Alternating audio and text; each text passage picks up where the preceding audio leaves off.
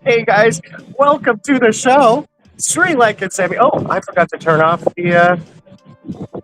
Let's turn that off. Wow, it is a windy day today. What's the sun supposed to go like? We got Terry here. He's joined us. It's supposed to go in the late afternoon. Okay. Well, I have a full buddy date. Yes, we will go to the pool this afternoon. So, guys, welcome to my live stream. I'm Sri Lankan Sammy. Terry's here. Terry, say hi to the camera. Well, hello. We're having breakfast. Ooh, look at that. Bacon and egg waffles with a nice chunk of bacon butter. Raisins. Oh, nice. So we're enjoying our morning here at... I weigh 89 kilos. We're enjoying our morning at Bar Samurai and Geisha in beautiful Mactan Newtown, Lapu-Lapu Island in Cebu, Philippines. Very good for my health. Thank you for joining us today. Terry's all mic'd up, but I don't have the camera set up properly to get us both. So you got to look at my ugly face all day. So joining us today, Terry, we're going to talk about the state of working. We're going to talk about that, and I'm going to talk about to our subscribers, to our demographic, people who are 45, 55, 60-ish, looking to retire. Welcome to my vlog about my journey from work, semi-retirement, to full retirement. And welcome to the 30-day countdown till I leave. Return to Sri Lanka and then start planning my full-time permanent return to Cebu life. Guys, if you're online, let me know, say hi, and ask me some questions. So what I wanted to talk about was my former work life. I was an executive at the phone company. I was a telemarketer. I started out doing that when I was 15, 16, because it was good pay and good hours. I've worked like, your traditional teenager jobs. I started out when I was 12, delivering newspapers. I worked at grocery store bagging and stocking. I didn't do that. I worked at a restaurant. Worked at a restaurant as a dishwasher, as a server. Then I worked at the Canadian version of Disney World, Canada's Wonderland in the summertime. Then I worked in bars when I was 18. Then I did the telemarketing thing because it was so easy. And then when I finished school, instead of going and getting a job related to my degree, I just kept working with the phone company because I was making decent money, and I moved up. And one of the issues that I ran into was, we're talking about the 80s and 90s, right? And we were talking about this earlier, we grew up in a different generation where, you worked loyal to one company. And what was the longest company you ever worked for? The longest time? Same company, 29 and a half years. Actual overall ownership, 20 years of General Motors. 10 and a half years. The company was by various holding companies until it was sold independent. So I worked for Allison's Transmissions 30 years. It originally started out as Detroit Diesel, the Detroit Diesel's Allison's Transmissions gas turbine division of General Motors. That was actually the name. That was actually the name. It was the name of the company I hired into. They made everything from electromotive diesels to gas turbines to military.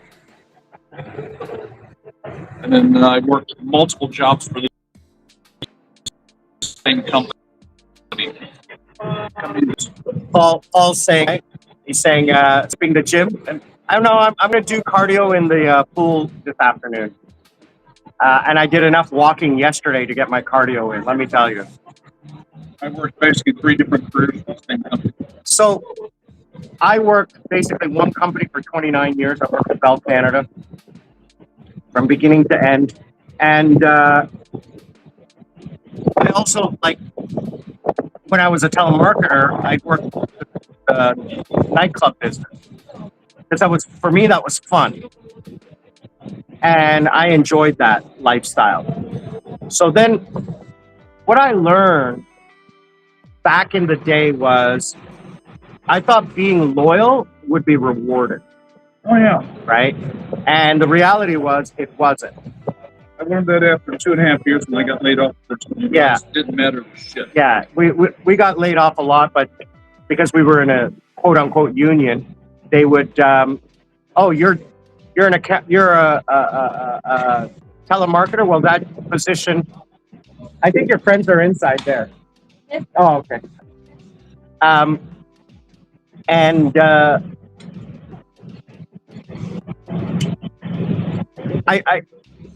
I would get my job position no longer exists. That's what it was called.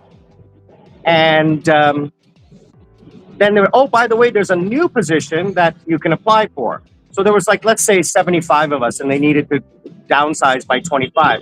Well, they would only hire 50 new. And you had to apply for your new job, but they already knew who they were going to hire. Now, I always got rehired, but it happened to me 3 times. The final time I was like, yeah, I'm not going to do it. I'm not going to do it. You know, I filed a grievance with the union and the union was dragging its feet. It took 6 months, but I sat around at my desk for 6 months without doing anything. And they finally paid me off to leave. By then I already found a new job, more money, same industry. And they tried to put a NDA on me. No, not NDA, non-compete. And I said, well, that's illegal. You can sue me. Take me to court and I'll go to the newspaper saying that, you know, a single guy, a newly married guy trying to make a living and you're not letting him. So that was, you know, oh, you know, I was pissed off at that point, right? I was pissed off. I got treated badly. I can't really discriminate, but they tried to act like they were integrations when they were rehiring us back. Yeah. I got laid off because of gross incompetent management producing extreme bad quality. It wasn't because of the economy. It wasn't because of lack of demand. We were building a job. I got to tell you, it was a good company when they were, I don't know what the word to use, but they were a good company. I remember there was like some hard times. And they was good when they let the engineers run the place. They couldn't promote me and they couldn't give me a raise because we were a union, and they couldn't promote me because there was a hiring freeze. Same here, right? So I couldn't make more money, and I was like, I'm working so hard, I'm making you guys so much money, right? I'm 140% to target, so I'm doing the work of 1.5 people. Right? Somebody above you was getting bonuses. Yeah. So my managers took care of me because I was making their bonuses. They took care of me. They left me alone. And then what happened was I got an offer from the competitor. In Canada, it was a monopoly. But then they opened up the market and the competitors came in. So I got offered a job in the competitor. I got headhunted. And they offered me a huge amount of money. So I came to my boss and said, listen, I need a raise because I'm newly married. I bought a house. I'm being offered 40% more for the same job in the ground floor, which means I can move up very quickly if I do well. So they said they couldn't. And I said, okay, well, I have to put in my 2 weeks notice. Normally, at that company, when you put in your 2 weeks notice, they say, okay, just go home. You don't have to stick around anymore. But they kept me on because I was such a good worker. And I remember on my last day, the vice president came down to say goodbye to me of my division. She was so sweet, so nice. And then I left. I had 2 weeks holiday just to get relaxed. And then I went to the new company. And I knew within the first week, it was a huge mistake. Within a month, I was like, oh my God, this is the biggest mistake I ever made. I took as much money from the benefits as I could out of the new company. And about 6 weeks in, they dropped the hammer and just closed the division. They laid us off. It happened on a Thursday morning. I called my manager. My manager said, I said, can I come back? Because I left on good terms, right? So I wasn't like fired or anything like that. It was voluntary separation. So I still had good standing. So I said, can I come back? And they said, yes, you can come back. Let me talk to the VP. So let me call you back. Thursday afternoon, I had my old job back, and they bridged my seniority, which is important, which comes later on. And by Friday morning, they said, come Monday morning. So I show up at work on Monday morning. Now already there's new people working in the company, and I show up in a suit. They all think I'm the new director. I'm walking around saying hi to people that I've only been gone 6 weeks. And some of the new people thought I was a director because I was dressed in a suit. So I come back, I had like 2 weeks of retraining, and I go back onto my computer, and my login IDs are still active. My email is still active. They hadn't deleted anything. And I had sales in the funnel. So my first month, I was #1 salesperson. It was great. It was the most amazing return to a company. But then they ended up like really trying to screw me over, and I left the company, went to a startup, and within a year or two, I left, and that's when I went to Korea. I wasn't happy doing all those jobs. And I want to remind people, I have never had a real job, right? My job was a salesperson, so it always ended. At 5 o'clock, you go home because who can you call, right? The executives aren't there. No overtime. There's no such thing as overtime. I mean, you can stay at work and do paperwork, right? But I was good that I did my paperwork during my lunch and stuff. Like I didn't have to stay. And then I was working from home. It was so easy. I loved it. And I'm work from home before there was work from home. Okay, that was a long time ago. Oh, by the way, Paul, if you're still watching, when we were at Samurai on Thursday night, remember there was 2 bills, one for yours and one for mine. I thought you paid both bills because I came here yesterday and you said that I didn't pay it. So just to let you know. So my point is, if you're still working today, let me know, are you still working today? Why are you working? And there's only 2 reasons. #1 is you have debt and financial responsibility, family, mortgage, bills, what have you. #2, a sense of loyalty or a sense of obligation to the people you work with or the company. And this is where I want to talk about that. Why do you have this sense of loyalty when your company doesn't have the same sense of loyalty to you? If you can prove to me that the company has a sense of loyalty to you, then good on you. But what I have found is that when a company is going through financial difficulties, the first thing they do is cut labor. Absolutely. Regardless of what they call it. Yeah, they cut the labor, and then they put all of the extra work on everybody else. They say, oh, we need you to be a team player, right? And the other ridiculous thing is that they require 2 weeks notice if you're going to leave, but they don't give you 2 weeks notice if they fire you. We were given notice the day we were laid off. But in Canada, they give you 2 weeks pay in lieu of notice, right? But it's still stressful, right? They did not tell me to go home by the end of Friday shift. Usually last 2 hours we did. I had next 5 days guaranteed working after this. Nobody likes thinking that way, but that's the contract. I remember one time I was working as a bartender at a someplace, I can't remember. And they called me in. Now I was working as a telemarketer and then I was working part-time as a bartender. So they called me in and they said, you need to be here by 5. And I said, well, I finished work at 5. So I took a taxi and I paid my own money to take a taxi to come into work. Right?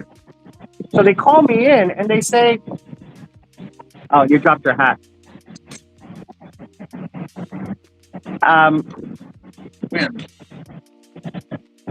And you got to give the kid like 20 pesos or something like that. I got to return to my bill. Also, I gave him some money when I first got here. Start pulling me around like that. Yeah.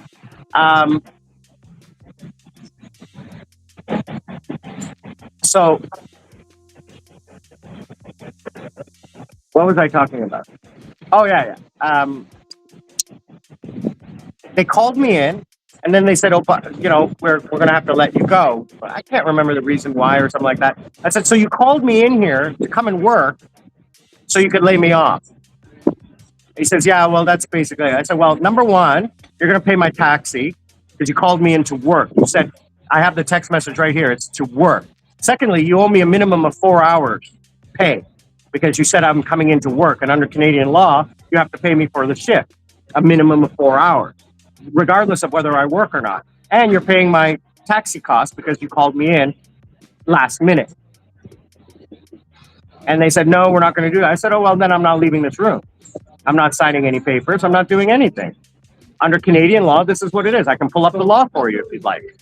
And they're like, well, you know, we'll call the police. I go, you can call the police and they'll arrest me and they'll put, and then we'll go to court and then I'll call the newspapers and they'll know what you did.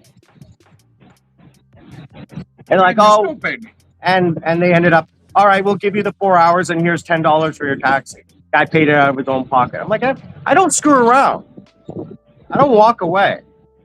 And burning bridges? Oh, I don't care about burning bridges. Anyways, to all my North American friends, happy Friday night. I hope you guys are keeping warm and happy and healthy. Thank you for joining me on this journey that we are taking to retire. And here comes Paul. Coming. He's got his gloves on. Oh, he's coming back from the gym. Oh, you're going now. Oh, you thought you'd drop by and say hi. Because I know you don't miss me, so that's good. Who? Exactly. That's what I always say. How was your night last night? And it was a quiet one, thank God. I came back around 2 a.m. Oh, really? Yeah. No. Why did you go home late then? Because I had to hang out and meet people. I wanted to say hi and stuff like that. The club or The club was sucked. It was empty. It was empty. There's a few cute girls. But I was more like meeting my friend and hanging out with my friend. Okay.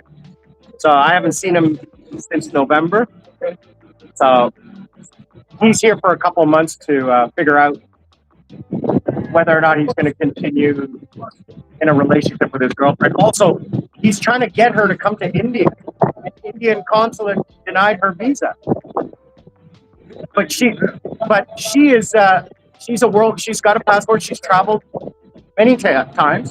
She's a Filipina, right? So I don't know. She has a good job, just family. Because he wants to take her home to meet the parents, right? Okay. And eventually he wants to move there.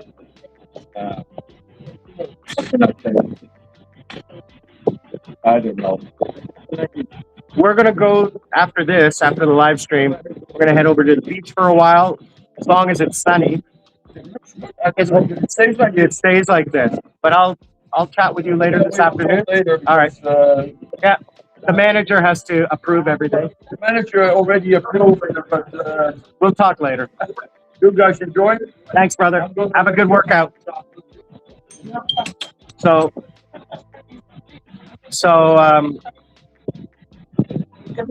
I think the important thing is to understand that you don't need to be loyal, because nobody is loyal to you, not even your family. You know, at the end of the day, My whole family died, my mom and dad. even I was talking with Anuj last night about family, and he said, because you look at it here, it's like there are properties here that are sitting empty because the family can't agree on what to do with it after the inheritance. And he says in India, it's the same thing. There's properties sitting empty. It's the same thing in Sri Lanka. Properties sitting empty because the family can't get together to decide what to do with it. Ugliness I saw in my family that I had zero anticipation of during my parents' death. The level of greed and selfishness was And entitlement. an entitlement was and Incomprehensible. And these are supposed to be, incomprehensible and in total denial of what the will said. and these are people who are supposedly your blood kin, Oh yeah, right? And then And if they will backstab you, what do you think a non-personal entity that considers you just a number? I gave out $120,000 just trying to keep a family together, and they didn't give a shit. When people show that they're that greedy and that selfish and that entitlement, there is no appeasing them. It's either sit down and be reasonable and honor your elders, or all knives out. Is there a movie about that? It was shattering to my lifelong world reality. So, guys, if you have any questions, Terry's here, I'm here. Ask us any questions. It doesn't have to be on work life. It could be about retirement in Mactan Newtown, retirement in Cebu. So, Terry, just as an FYI, you probably got another 4 weeks left. By the middle of March, you're out of here. Yeah, by middle of March, I'm out of here. Yeah. It's just when and where I go next, I haven't decided. Yeah, you're a vagabond. I'm a You're a drifter. I would say a fofo, but I'm not sleeping in the back of the. You're Dr. Bruce Banner. Yeah, From not that on. you guys our age, you will know what that is, that TV show. Or if you're Canadian, The Littlest Hobo.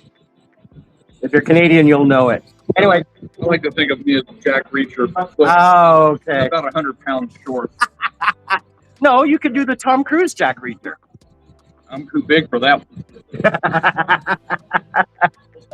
So, I think what the point I'm trying to make is,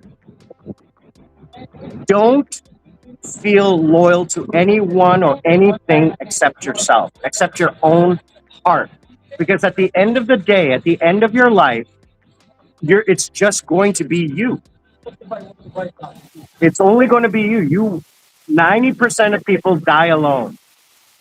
All right, unless you're dying from a fatal disease where it's slow and your family is always around you. Otherwise, you have a heart attack, you have a stroke, you die alone with strangers. So no one's going to be there for you. If you're fortunate enough, somebody which I like, I think it happens. I see it occasionally. If you got a spouse that's close to you, willing to go with you anywhere in the world, and this is still at least a great place to retire for months and years. Yeah. That's my only fear, is that something happens to me in my apartment and I'm by myself. What do I do, right? Yeah, that's the real one. They notice us when the odors. Yeah. Or when the bills aren't paid. Yeah, and then it gets really ugly. So, I mean, that's my biggest fear, is that if something happens to me. Someone reads if I wear this thing. Yeah. Oh, it's the 911. the wristwatch. If I'm down to the foot of the stairs or something. Yeah. Help! I've fallen and I can't get up. Yeah, that's what this really, and it actually even auto senses now. But I think about it. It's one of the reasons I work so hard to stay healthy and fit. I like to enjoy life. It's a whole lot more fun when you can run and fight. So our friend in Missouri, Moo Moo, Texas, is arriving in 6 weeks. unfortunately, Terry will be gone. You won't see him. I will not be here. How long are they staying? Moon, how long are you going to stay? I think I remember you're planning on retiring. I won't be here in 6 weeks. I'm actually down to 30 days left, but I will be back in July. I'm 90% sure I will be back in July. I was going to plan. You're running internet on there, so just so you know, and battery. Um, On and I'll be back in July. Terry will be back in October, unless I can convince him to the rest of the world back here. come back. Yeah, one-way ticket. Moon. I remember we talked about it last time. What to do with your alternative plans with your one-way ticket? Make sure you have that covered before you arrive. Okay, and then also, I don't know if I sent it to you. I think I posted it on the chat last time. The link to the Philippine government website where you must register and get a QR code before you arrive. You do it about 3 days to a week before you arrive. Get that QR code. You have to have it before you arrive, okay? So make sure you do that. Check it out. Do not pay for it. If you Google it, do not pay for it. It is a free service offered by the Philippine government. If you don't have it, text me later and I'll send it to you. Send me an email or a WhatsApp and I'll contact you. Oh, Nick, if you're watching, Nick, you tried to call me. I don't have my ringer on for my apps. So I didn't know you were calling, but you've called me twice. And if you're, whatever, I messaged you back. You didn't follow up. So just let me know what you need. All right, Moon. Excellent. Good job. Good job. It's e.gov or ephilippine.gov or something like that. But it's a really good website, very fast and easy. You get the QR code immediately. Just take a screenshot of the QR code because you have to hand it to the immigration officer when you land. And if you don't have internet and it's in your email, it'll take you a long time to get that processed. Now, one thing I want to mention to you guys that I found very, very interesting is business class customers get VIP treatment on landing at Cebu Airport. I don't know if it's by Cebu Airport or whether it's by the airline, but I forgot to mention this. That when I landed at Cebu Airport on a direct flight from Singapore, with a layover in Singapore from Sri Lanka, I was flying business class, and when I got off the airplane, they had already collected my bags and put them on a cart and were waiting for me at the bottom of the escalator after immigration. That was a very unique experience. And Moon, go back and look at my video from earlier this month. No, middle of January, end of January, beginning of February. There's a video about Cebu pickup or arrival at Cebu when I picked up Princess Jasmine. It shows everything you need to do upon arrival in Cebu Airport. ATM, taxi, eSIM, all of those stuff, and money exchange, all in the airport, where to do and what to do. So follow that vlog. It's really a good vlog to help you out. So we're coming back to working. I think the most important thing to remember, as we said, that even if family can backstab you, what do you think a company will do? So don't fall into this loyalty trap, or we need you to work extra because be part of the team. No. They need free services from you because they're not willing to hire somebody else to do the extra work because they can get it out of you. You hear all of these quiet quitting or, doing the bare minimum. And I see these vlogs on, like this funny vlog where it's real scenarios of conversations between employees and upper management. And there's just one guy that does a great job about it. He's so funny. Can't remember his Instagram. That's an interesting quote. Your body doesn't lie. It shows every choice you've made when no one is watching. What does that mean? That can mean a lot of things. Oh, eating right is self-respect, not self-restriction. So it's funny how people spend years researching the side effects of creatine, but drink alcohol like it's a cure for immortality every weekend. That's so true.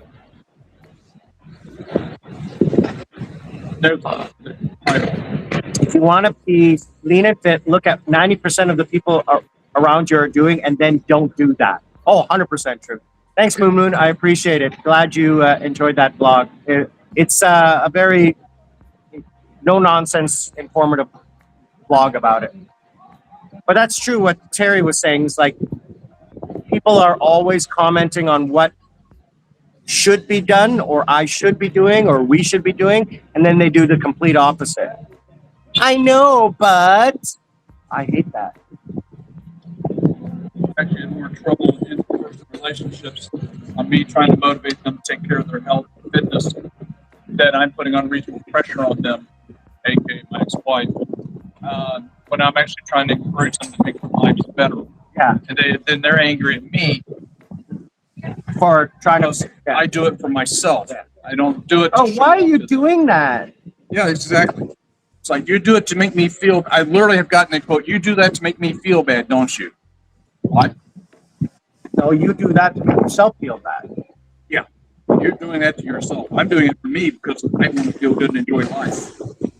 The rush that I get from exercising and working out, it just feels so good. Anyway, to get to my point, if you're, give me your microphone. Yeah. My point being, if you're working and it's because of debt, try to get out of debt as quickly as possible. Try to work as hard as you can to get out of debt so that you don't have that anchor anymore. If you're working out of loyalty, forget about it. Don't go down that road. You are chasing a rainbow that you'll never get to. This is just coming from experience. Comment on me and let me know if you're still working, why are you working? Now, I'll let you know this.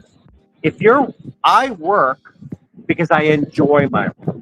I'm not doing it I'm doing it for the money because it's easy money. I'm doing it for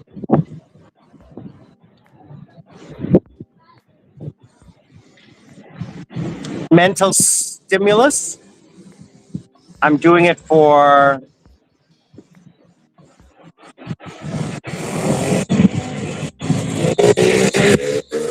fun. I enjoy my job. It's a lot of fun. It's entertaining. It pays me and it keeps me busy during the week. And it's very flexible. I work when I want. I don't work when I don't want to.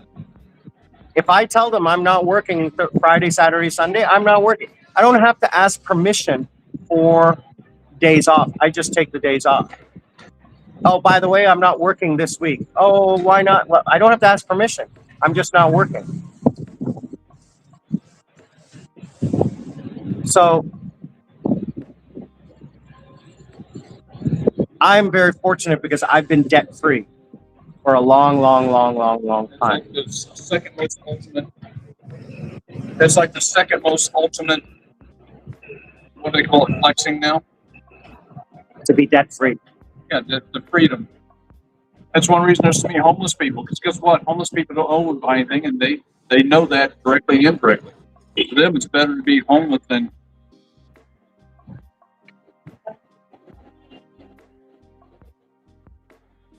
There we go. For them, it's better to be homeless than it is to be in debt. So,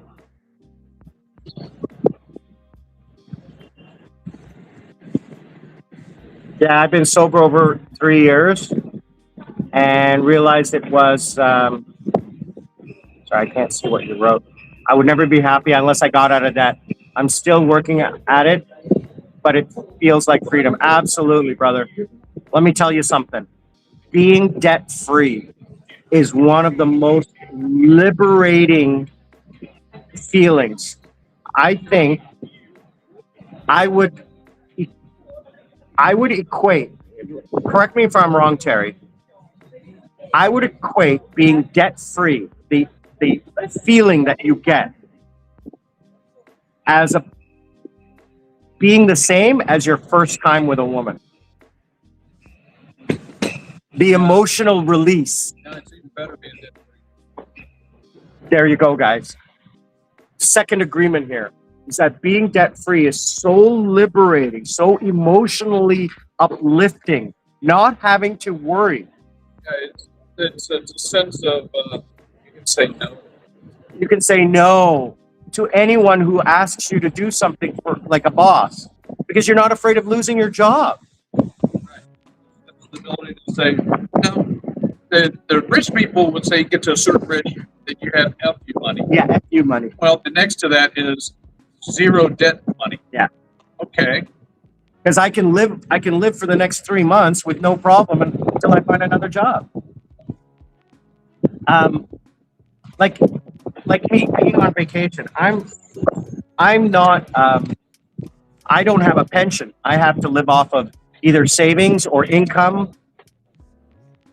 But I go out and I don't look at what I'm spending. I don't go out and buy a Lamborghini, but to have a $15 breakfast, not a big deal to me. Yeah. Probably So I'm staying well within. about $15 because you had 2 coffees and a breakfast. Yeah, and as long as I'm not, we don't drink, we don't party, we don't give money to strangers, we don't pay for play, as they say. Yeah. You learned after your first week here. I like to tell them, do I look like I'm someone who's lacking quality Yeah. attention? Yeah. So, I mean, Angel said it perfectly. She said, "You guys look like money, but you don't act like money." And I said, "What do you mean by that?" She goes, "You don't throw your money around, but you're very clean and you dress nice." I said, "Thank you. That's very kind." I haven't heard that. But that's what she was saying about us. Like she goes, Paul explained it a little bit deeper. He says, you'll see some of the expats around here. They're sitting around at the bars or at the cafes and stuff, and they're buying everybody drinks, and they have like 5 or 6 people around them. Usually, like we know who we're talking about. Yeah. Out here has got 5 or 6 girls around him. Yeah, rentals. Yeah, and oh, by the way, guys. I wanted to mention something, and Paul and Terry and I both have an issue with this. Yeah, I can see how people go overboard, and if you have an alcoholic mind, or not even alcoholic, addictive personality, that's what it is. You most likely will fail. Absolutely. If you have an addictive personality, are you done, or are you going to peck at that? Okay. Yeah, you can take those. Thank you, dear. If you have an addictive personality, and I've said this before on other vlogs and live streams, you will fall into that bad habit. Oh, I don't have friends. I don't have a partner. I'm just going to go to the bar and hang out. Oh, I met a nice girl. Oh, I'm going to buy her a drink. Oh, she wants to come and hang out. Yeah, you know what? I'll pay for her to not work. Then you fall into that trap. Or if you don't want to pay for play, you're just sitting at the bar hoping to meet somebody. Or you meet like-minded guys who are still into that, let's sit at the bar and get drunk all night and buy girls drinks.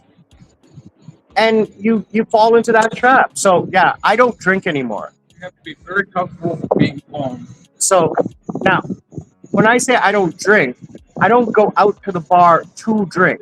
But when I'm with some friends, I will have like 1 drink. Now, Terry doesn't drink. Paul barely drinks. But if we plan to go out to Lux or to a bar to hang out, we will have like one drink. But we're not buying a bottle and finishing a bottle. I booked a table one night. Remember that one night you guys came out? Yep. I had to buy 2 bottles because that was the minimum. And 1.5 bottles is still sitting in my fridge because we didn't drink. The only people who drank was the girls. And Angel barely drinks because she's so tiny. She's like 39 kilos. She drinks 1 drink and that's it for the night.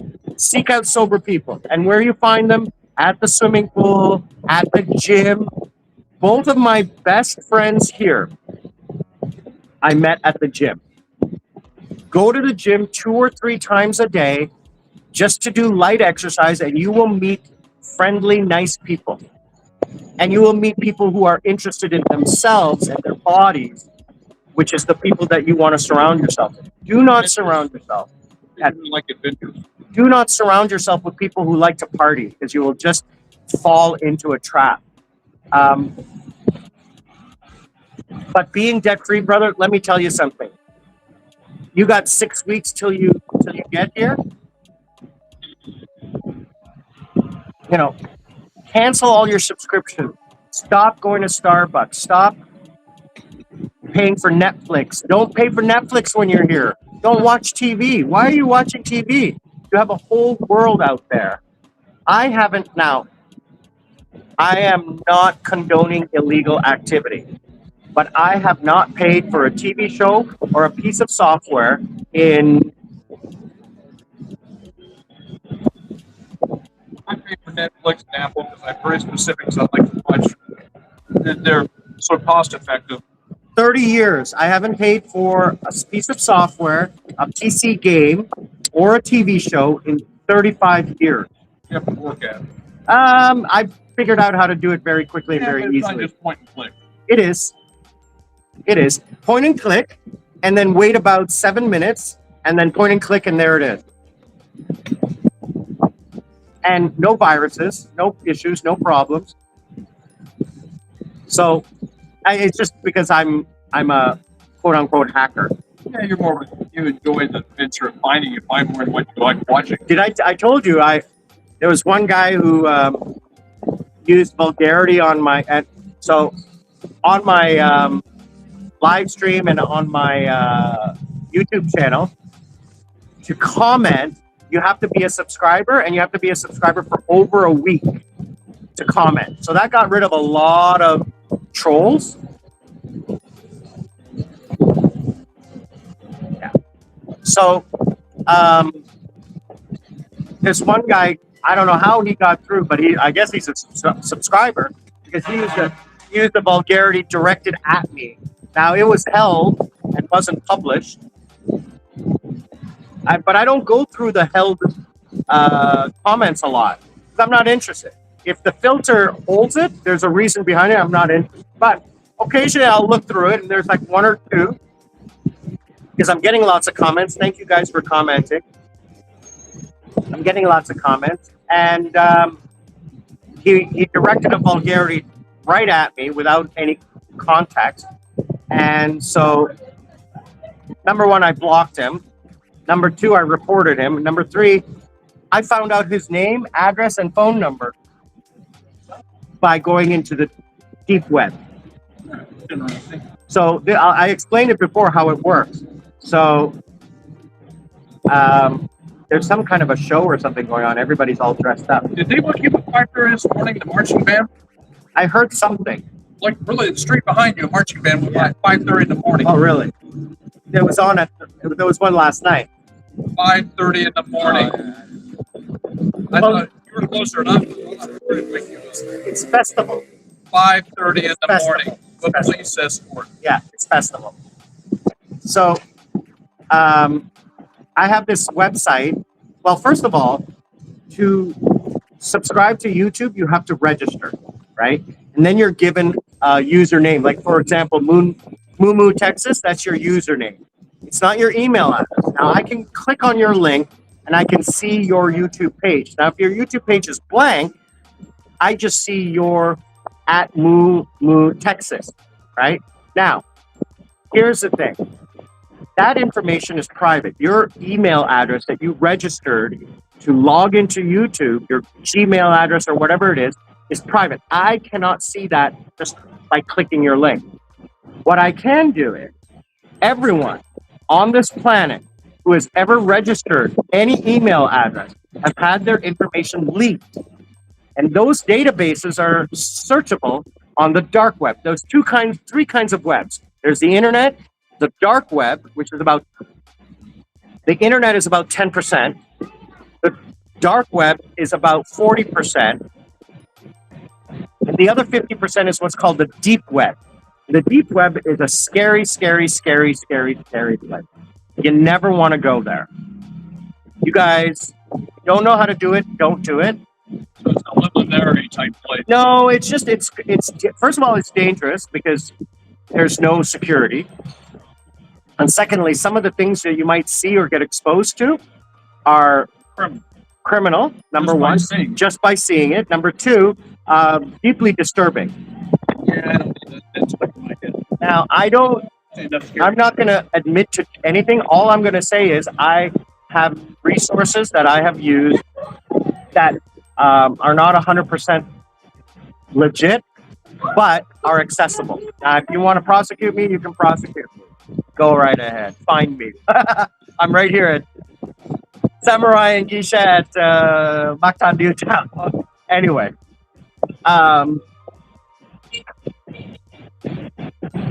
there's a gray area, and I flout that gray area. So I can put your Moo Texas ID into a search engine in the dark web, and it will find any reference to that login ID if it has been hacked, right? If it has been released to the hacker website, which are on the dark web, which will have your real email address, your phone number, your name, your address, all sorts of information, your password, right? Then I can actually cross-reference if I only get your email address, I can cross-reference that into the deep web, which has databases of all sorts of information on you. So some of it is legitimate websites. Oh, sorry, it's not a website in the sense of a HTML website. It is a database of information, uncategorized, that you have to kind of like search. You cannot, there's no such thing as a Google for the dark web or deep web. You have to have a specific IP address to access databases. There's no search engine per se. There is, but it's not real. Onion browser or Tor browser, they're not real. They're all BS.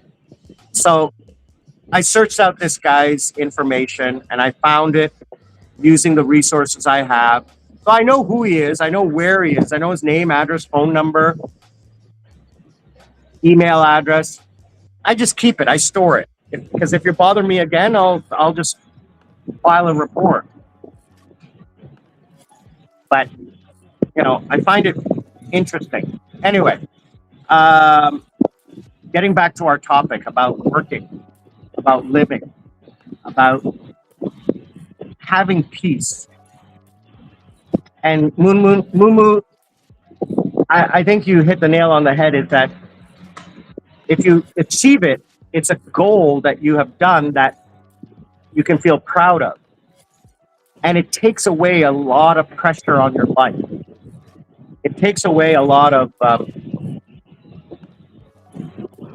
stress from your life. It allows you to live life and not let life live you. So I've talked about it before, the 3 stresses in life, the 4 stresses in life. Number 1, health. Take care of your health. Number 2, financial. Get that locked down. Number 3, family. Relationships. Eliminate the toxic relationships of your life, be that work, be that family, be that friends. Take care of your health. Get rid of those stresses and then work. Sacrifice. If you're if you are of any age, doesn't matter what age you are, but if you sacrifice 5 to 7 years of your life and just work and not spend any money, I'm talking about zero money, live in the smallest place you can, get a room in a house and just share everything, you know, having to wear slippers in the shower kind of place because it's that dirty. You know what I mean? It's that freaking dirty that you got to wear slippers in the shower. I've done that life in previous events sporting. So what I'm saying is if you sacrifice your comfort, now, I don't mean your dignity and your morals, but I mean, get to the bare minimum of sacrifice and have a bit. I don't believe in this, but are you going to use the word vision board? Because you need to document and contract your commitment. And if you make a vision board and you have a dream, you say, this is my target, okay? And you have this dream and you like make an Excel spreadsheet with a running tally of your liquid assets or your financial assets. I have that. And every day in red and orange is this number. And I see it going up and up and up because next to it is a percentage number showing how much increase it is. I see it with my investments. I see it with my gold. I see all of these things. Every time I type in a number of salary, every time I type in a number of expenses, that number changes and I see it going up or down. And every day it goes up. Every day it goes up. And I'm so emotionally motivated to sacrifice more every time I see that number go up. So if you sacrifice housing, entertainment, food, social, just for 5 to 7 years, I'm not talking be a hermit for 7 years, but don't go out every weekend. Go out once a month. Don't go out to Nobu or, the five-star hotel. Go to a nice, like, family restaurant, not a chain, like a small family independent restaurant. Spend your money there. Now, my hero and as Terry says, a sensei, Anthony Bourdain said, go out, travel the world, eat that extra fat cream because it can all be over one day. But before you do that, you need to secure your life. You need to have something to fall back on after you binge. There's nothing wrong with binging. Oh, Thomas, thanks for I felt bad calling you Moo Moo. Thomas, nice to see you. I'm Sam. This is Terry. Thomas, our friend from Missouri, who's coming here in 6 weeks on a one-way ticket.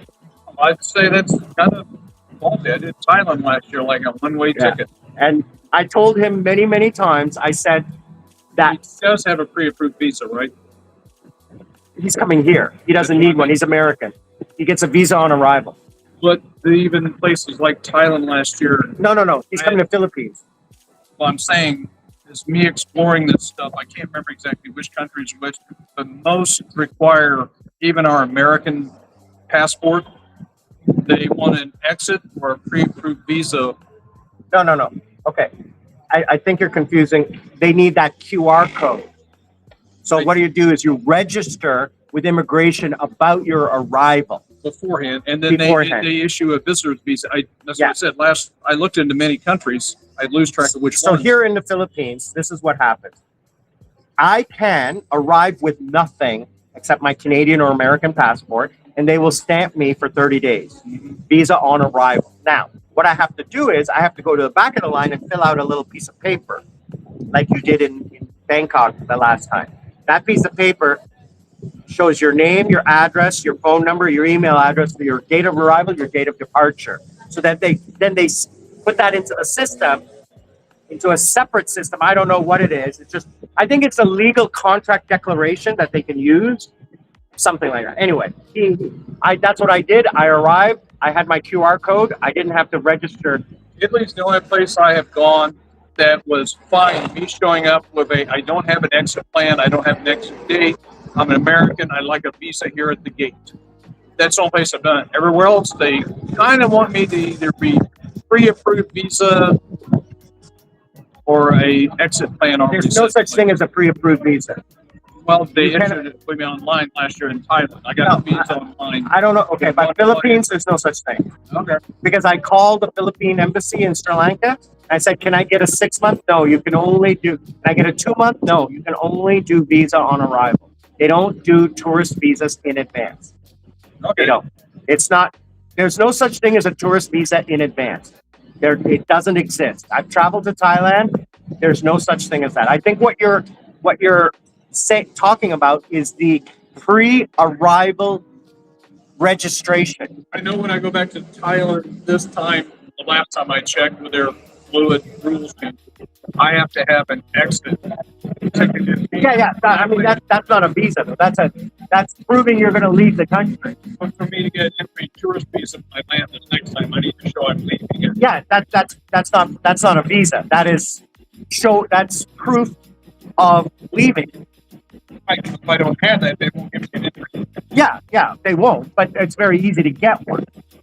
Well, what I'm saying is, as long as you follow the rules, they will give you a visa on arrival.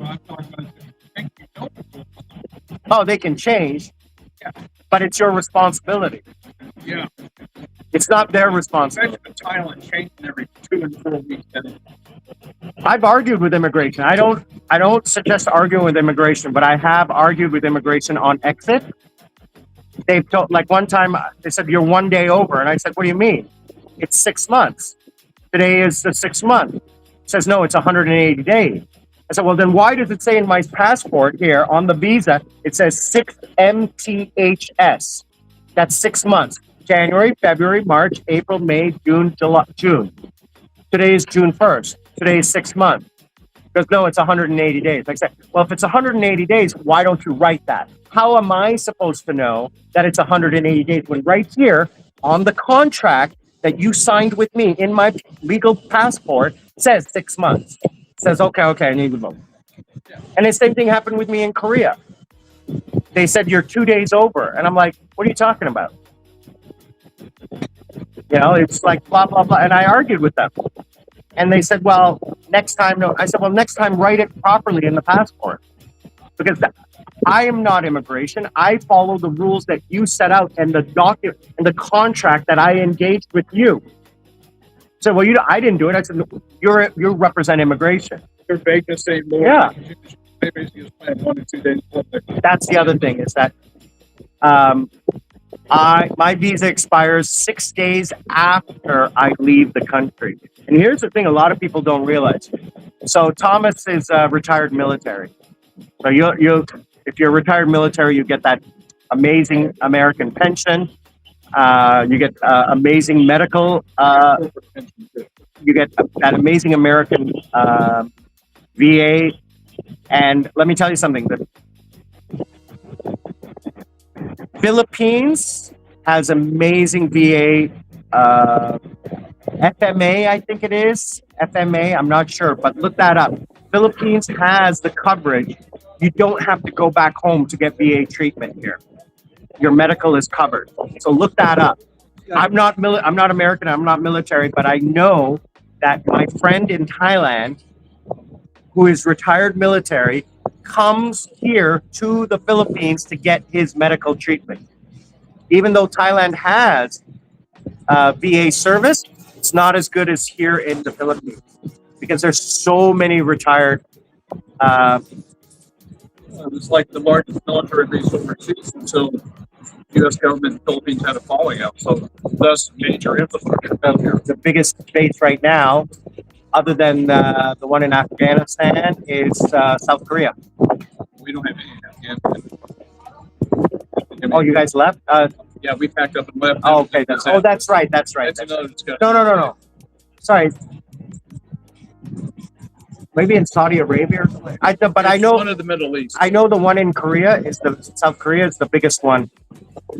So I'm pretty sure you already know about your medical benefits, but keep up on that because there are again, I don't know anything about it because it doesn't involve me and I'm not I don't need it. I don't use it. I don't look it up, but I can if you want.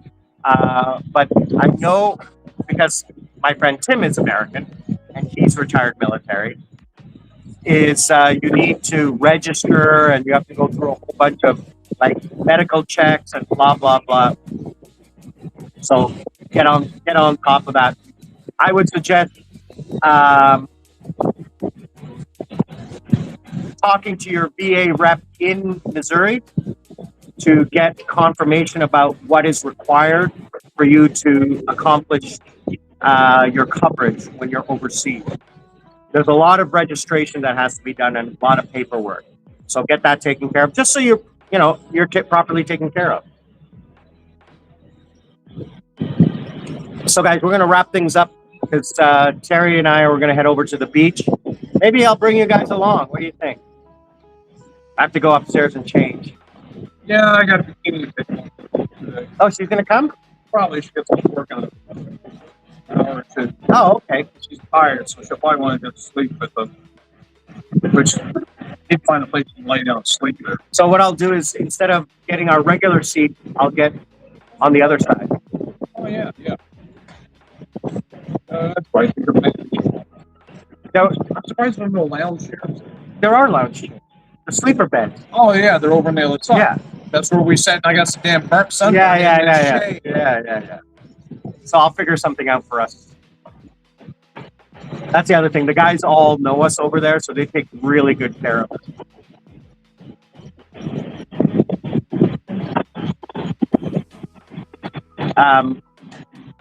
So unless you guys have any questions, why don't we you guys want to come along to the beach? Let me know in the chat. Let me know. I'll run the live stream for the next hour. I mean, we don't have to talk. You guys can just follow us along for the day. What do you think? Let me know. I don't mind carrying you guys around for the rest of the afternoon.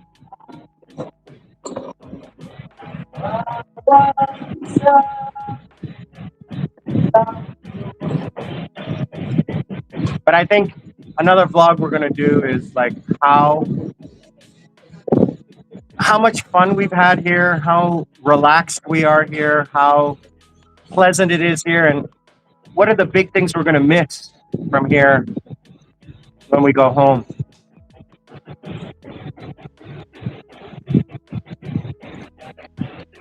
So, oh, by the way, remember I was telling you a couple of Korean moms are asking me to teach their kids because they find out I'm a teacher here?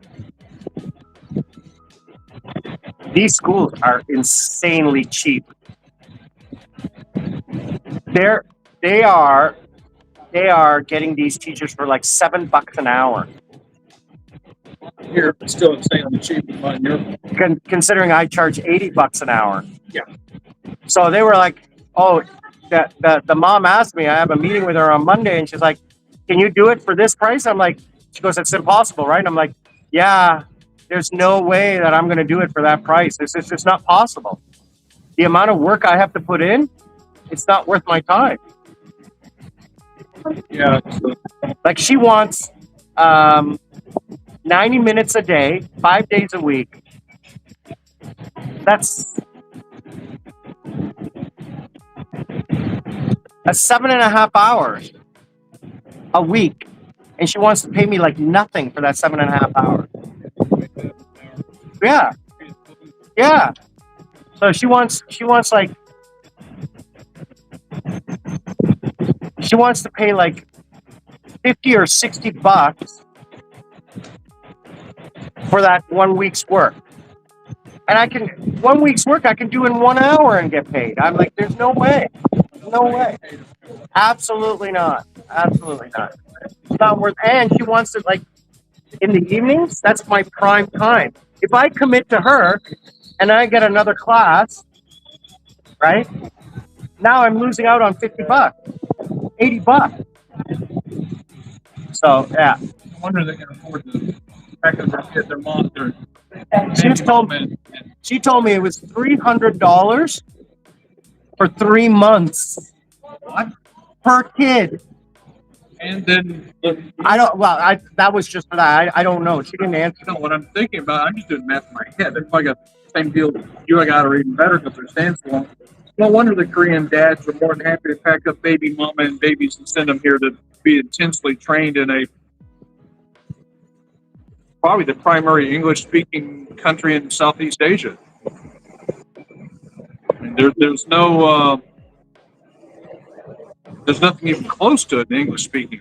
It became more acceptable to. Yeah, I saw that. I saw that. It became more acceptable. A really, really fit young lady walked by. Really fit Really fit. with paint on her body called very thin, tight fabric. She was wearing spandex. That if I'm sure if Leggings. you put it up to the sunlight, you could see through it like a screen door. She was a very fit young girl. Let me tell you. Very deserving. Yes, of the attention. Congratulations on the hard work. Made me stutter. So I think, guys, we're going to wrap things up. And I think the important thing for you all to remember is, number one, don't trust anyone who has control over you or is a leader. They profit from you. Yeah, if they profit from you. And the other thing is also family. Family.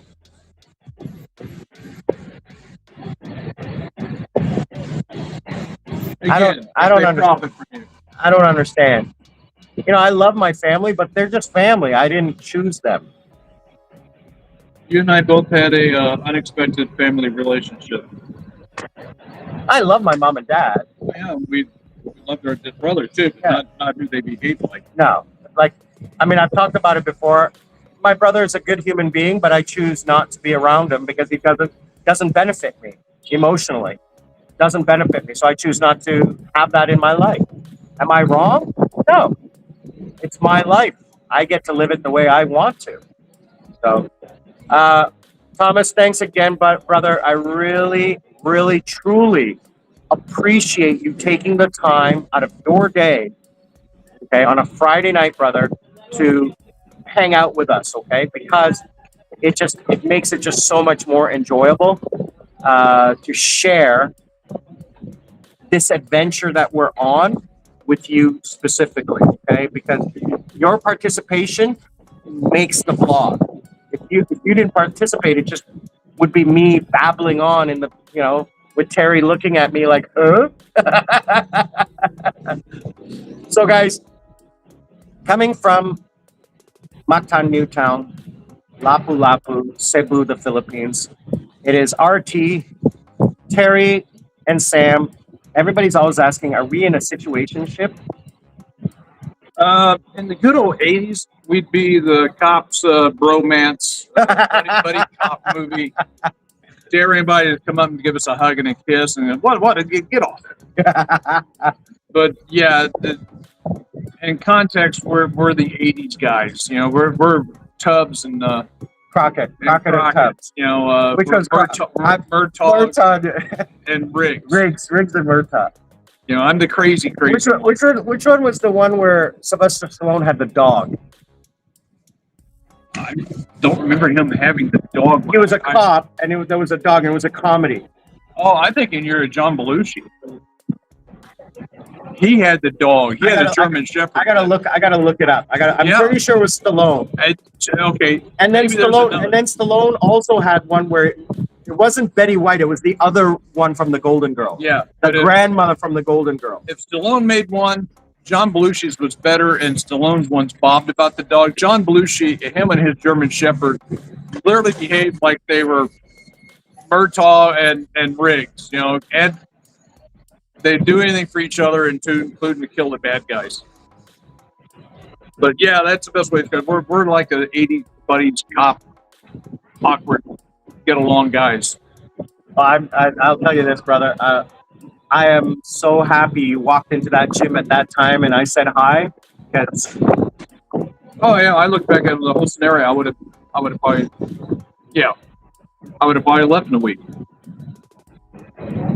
Yeah, and I'm really glad because It would have backed up probably a bad situation. I take from you and from all you know, you're available all the time, Pretty much. and we get to hang out. And then Paul is my nighttime guy because you don't hang out at night. If I don't come out during the day with you, I'm in the bed for one thing or another.